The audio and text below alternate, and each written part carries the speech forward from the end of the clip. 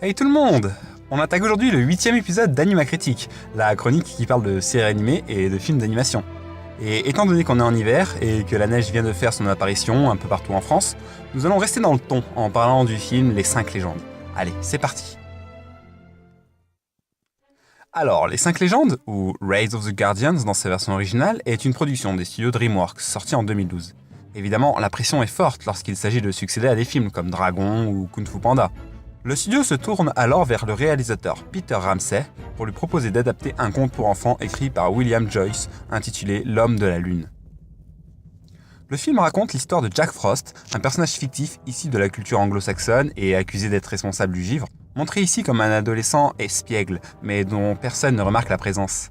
Il passe son temps à se demander d'où il vient, jusqu'au jour où il se fait convoquer par le Père Noël, le lapin de Pâques, le marchand de sable, ainsi que l'équivalent outre-Atlantique de la petite souris, la fée des dents. C'est marrant, dit comme ça ressemble au début d'une mauvaise blague. Ah, tant mieux, c'était mon idée. Il apprend que ceux-ci sont les gardiens des enfants, et qu'il a été choisi par l'homme de la lune pour devenir l'un d'entre eux en vue de la menace qui se prépare, le croque-mitaine, connu également sous le nom de... Peach. Non, sérieux, Peach. La première fois, j'y ai pas cru non plus. Comme vous l'aurez compris à ce bref résumé, le film se passe dans un univers à mi-chemin entre le réel et l'imaginaire. À ce niveau-là, la réalisation est vraiment splendide.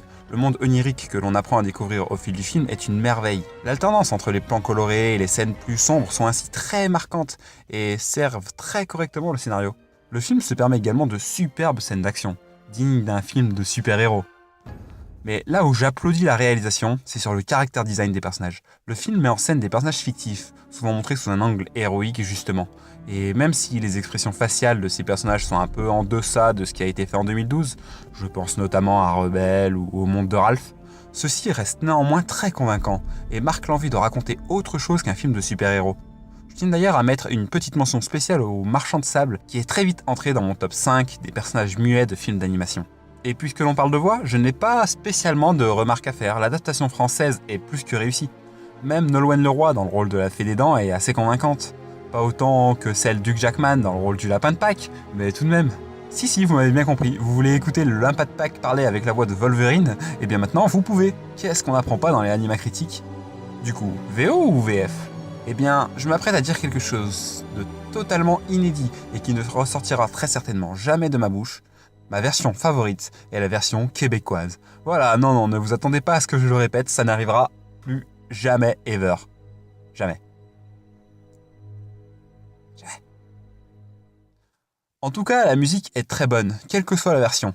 Sans être inoubliable, celle-ci fait bien le travail et marque bien le mélange entre monde poétique et film de super-héros. Le film n'est pas uniquement coloré, il possède également des passages beaucoup plus froids et sombres. Par exemple, un lien unit Jack Frost avec le croque-mitaine. Ceux-ci sont complètement invisibles pour le reste du monde et ne cherchent qu'une seule chose, l'attention des gens. Mais alors que certaines réactions de Jack laissent sous-entendre qu'il comprend la situation de Peach, les échanges se concluent toujours par l'idéalisme de combattre la peur. Ainsi, le film se conclut par un bannissement permanent de cette peur.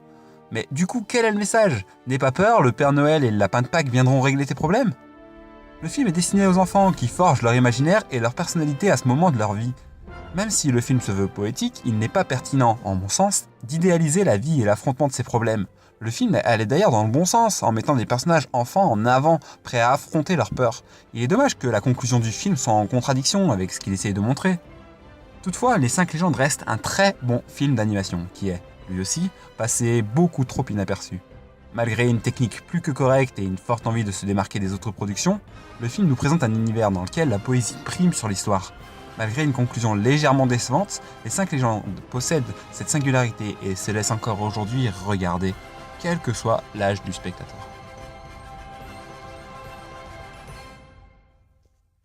Voilà, ce 8e épisode d'Anima Critique est terminé. Comme toujours, j'espère qu'il vous a plu. Comme toujours, n'hésitez pas à venir me dire ce que vous pensez du film dans les commentaires. Dans tous les cas, je vous invite à aller regarder les anciens épisodes. En attendant, je n'ai plus qu'à vous dire à bientôt pour une prochaine critique. Bye bye. La menace que nous devons affronter n'a jamais été si grande. Quel adorable rêve. Que peut-il y avoir de plus fort? La peur. On a besoin de ton aide. Pourquoi moi? Tu as quelque chose d'exceptionnel. Nous n'y arriverons pas sans toi. En avant!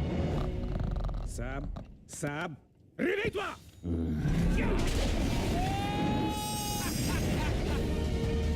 Tu ne peux pas faire fondre la peur, Jack. Je n'ai pas peur de toi. Tous ensemble!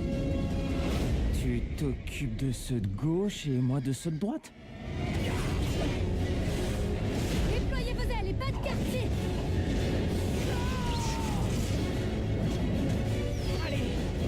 C'est parti!